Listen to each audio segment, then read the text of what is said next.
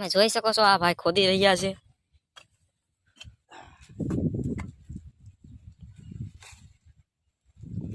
અને આ તમે જોઈ શકો છો આ ખિસકોલી છે.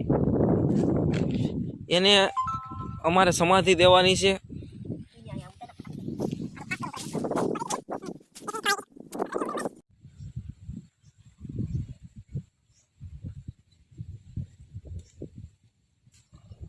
તમે જોઈ શકો છો આ ખિસકોલીની સમાધિ દેવામાં આવી રહી છે.